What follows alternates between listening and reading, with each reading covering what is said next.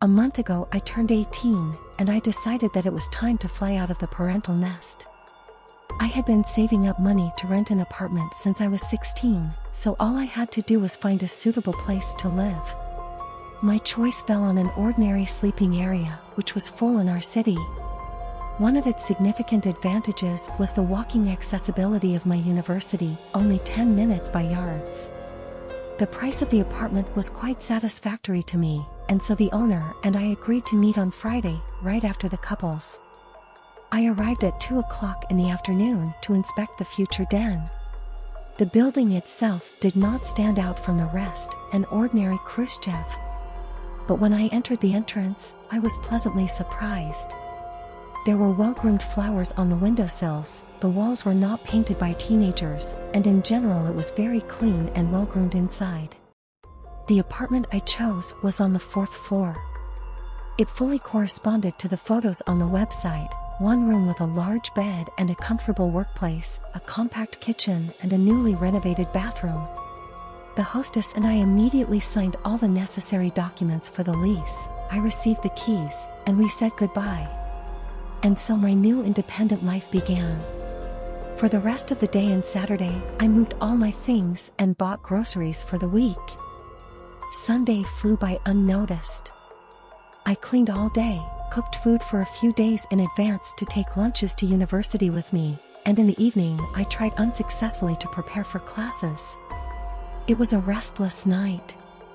I woke up to annoying shuffling sounds from above. There was a feeling that someone decided to move the cabinet. What kind of overnight redevelopment? It was 2:30 on the clock. For an hour I tossed and turned in bed, but the noise did not subside. Anger seized me. Tomorrow, on the first pair, I was waiting for a difficult test. I couldn't think of anything better than getting out of bed and tapping on the batteries. After a couple of minutes of my continuous knocking, the screeching from above finally stopped. I woke up, as usual, at 6 in the morning, and immediately began to get ready for university. The night's incident made my head ache from lack of sleep. I failed the test, but for some reason I didn't think about the neighbors anymore.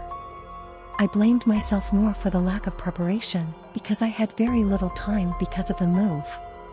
When I got home, I cooked dinner and had a little rest watching my favorite TV series. I didn't sit up for a long time, and already at 10 in the evening I went to bed. I was woken up by exactly the same sounds as yesterday. Out of the corner of my eye, I noticed the time on the illuminated clock, 2:30. Again. More than anything, I wanted to get some sleep. The whole school week was going to be difficult. In a fit of cold rage, I decided to get up and find out what my neighbors were up to. Why the hell don't they let me sleep for the second day in a row? I got dressed and went out on the landing. With confident, firm steps, he went up to the floor above and began knocking loudly on the door. No one opened it. The rusty handle was covered in dust. The wooden door with the peeling brown paint didn't look very strong. If I hit it with my foot, it would fly out altogether. I froze listening. There was no grating noise that annoyed me, but I heard another sound, the patter of small bare feet. Someone was running from one part of the apartment to another. I knocked again, but less insistently. My whole fuse was gradually coming to naught. I was preparing for a showdown, not a lecture on behavior for young children. Suddenly, for some reason, their parents left them alone for a couple of days. Then the trampling stopped. I couldn't hear anything for a while, so I decided to lean my ear against the door. And at that moment, a blow came from the other side, which would have been able to knock the flimsy door off its hinges, but for some reason it remained in place. But I, frightened, fell on my back. When I got up, I heard the unnatural hollow laughter of an adult. Frightened, I quickly returned to my apartment and closed the door with all the locks. I couldn't sleep anymore. I had the feeling that I was faced with something inexplicably terrible. In the morning, I wrote to the headman and said that I was ill. I'd been trying to distract myself with simple household chores all day. In the evening, I finally decided to get some air, but going down the stairs in the entrance, I tried not to turn around. Still not deciding which way to go, I stayed for a couple of minutes near the house. At that moment, a heavy-set, kind-looking man of about 50 came up to me. "Good evening. I saw you with your things the other day. Do you now live on the 4th floor?" "Hello." "Yes," I answered uncertainly, not knowing what other surprises await me. "I'm Henry, your downstairs neighbor." I didn't have time to get acquainted right away. "There's so much work in the auto repair shop that I forget about food," he said with a sad smile. Surprisingly, talking to a stranger restored my mental balance. Henry turned out to be a pleasant companion. His workshop was next door, and after a long day at work, he seemed to be looking for live communication too. After discussing the move, my studies and his work, we switched to you, and I decided to ask. "Henry, do you know who lives on the floor above me?" "Yes, no one lives there. This is the only apartment on the floor has been empty for as long as I can remember. And I've lived in this house for 30 years.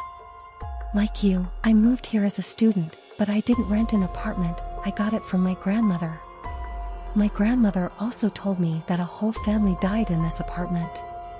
The father went crazy and stabbed his wife and twin children about 7 years old. Yes, it's a terrible story. The owners of neighboring apartments prefer not to tell about this." After his words, I felt sick. I always laughed at children's horror stories about ghosts and the living dead, but now I was not laughing. I quickly said goodbye to my neighbor, who was surprised by my reaction, and returned to my apartment. After standing for a cold shower, I came to my senses a little. My brain refused to believe what was happening, and I decided to think about it again in the morning.